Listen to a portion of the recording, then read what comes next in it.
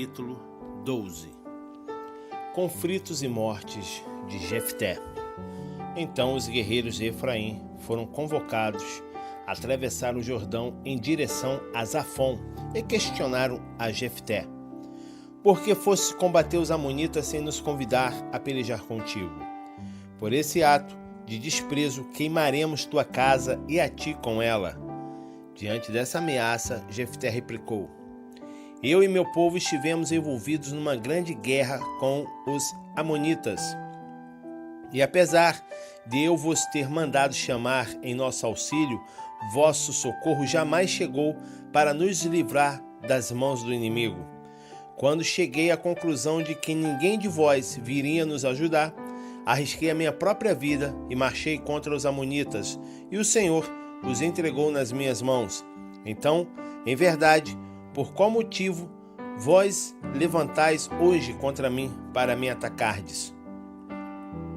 Jefté reuniu então todos os homens de Gileade e lutou contra Efraim. Os gileaditas feriram os efraimitas, porque esses tinham declarado: sois fugitivos de Efraim, vós, gileaditas, que viveis no meio de Efraim e no meio de Manassés. Depois, os homens de Gileade tomaram de Efraim as passagens do Jordão, de maneira que, quando um fugitivo de Efraim solicitava: deixe-me passar, os gileaditas lhe indagavam: és eframita? Se declarava: não, lhe ordenava: então dize Shibolé. Se a pessoa dissesse Sibolé, sem conseguir pronunciar corretamente a palavra, prendiam essa pessoa e a matavam no lugar de passagem do Jordão. 42.000 eframitas foram mortos naquela época. Jefté comandou o povo de Israel durante 6 anos. Então Jefté, o gileadita, morreu e foi sepultado na sua cidade natal, nas terras de Gileade, Ibzan, Elon e Abidom. Depois de Jefté, levantou-se Ibzan da cidade de Belém e governou o povo de Israel. Ele tinha 30 filhos e 30 filhas. Permitiu que as 30 filhas casassem com homens de fora do seu grupo de famílias. E mandou trazer 30 moças também de fora do seu clã, que celebraram matrimônio com os seus filhos. Depois, Ibzan morreu e foi sepultado em Belém. Mais tarde, levantou-se Elon, da tribo de Zebulon. Liderou Israel durante 10 anos. Elon morreu e foi sepultado em Aijalon, nas terras de Zebulon. Depois dele levantou-se Abidom, filho de Hilel, o piratonita, e comandou o povo de Israel. Teve 40 filhos e 30 netos, que montavam 70 jumentos. Abidom liderou como juiz a Israel por 8 anos. Então Abidom, filho de Hilel, morreu e foi sepultado em Piratom, nas terras de Efraim, na serra dos Amalequitas. Juízes, capítulo 13. A história de Sansão. Os israelitas pecaram uma vez mais contra Yahvé, o Senhor, e por esse motivo ele permitiu que sofressem por 40 anos sob domínio dos filisteus. Havia um homem de Zorá, do clã da tribo de Dan, cujo nome era Manoá. Sua esposa não podia gerar filhos. Certo dia, o anjo do Senhor apareceu a essa mulher e lhe anunciou: tu és estéril e não tivesse filhos, contudo, conceberás e dará à luz um filho. Portanto, de agora em diante, toma cuidado, não bebas vinho, nem sequer bebida fermentada, e não comas nenhum alimento considerado impuro e proibido, porquanto ficarás grávida e terás um filho. Ele terá os cabelos longos, porquanto sobre a cabeça dele não se passará navalha, pois teu filho será consagrado a Deus, como nazireu, desde o dia do seu nascimento. Ele iniciará o processo de livramento do povo de Israel do jugo dos filisteus. Em seguida, a mulher foi contar tudo ao seu marido e disse: um homem de Deus me falou, um homem que tinha a aparência do anjo de Deus. Tal era seu poder e majestade. Não lhe perguntei de onde vinha, tampouco me revelou o seu nome. Mas ele me prometeu: conceberás e darás à luz a um filho. De hoje em diante não bebas vinho, nem sequer bebida fermentada, e não comas nenhuma coisa impura, porque o menino será nazireu de Deus desde o ventre de sua mãe até a morte. O anjo surge de novo.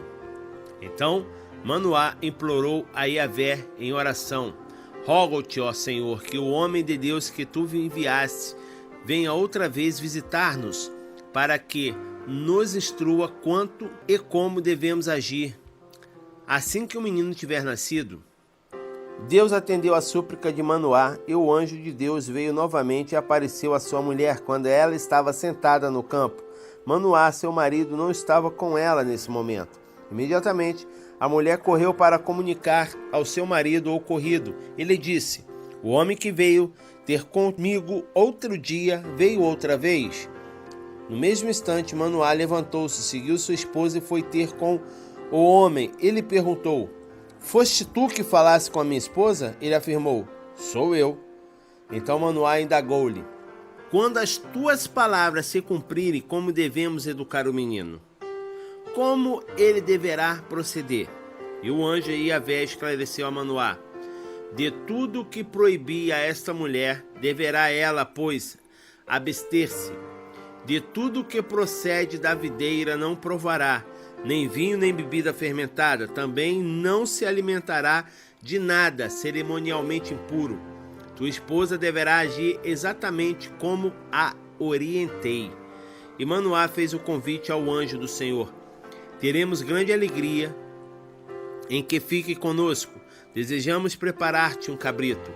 Ao que o anjo do Senhor ponderou: ainda que permanecesse convosco, não comeria do teu alimento. Entretanto, se quiseres oferecer um holocausto consagrado a Yahvé, ao Senhor.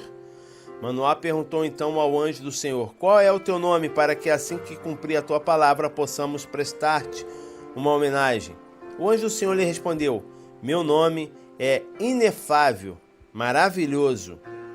Em seguida, Manoá tomou um cabrito e a obração, que é a oferta de cereais, e os consagrou ao Senhor sobre uma rocha. E o Senhor realizou algo extraordinário e misterioso enquanto Manoá e sua esposa contemplavam o holocausto.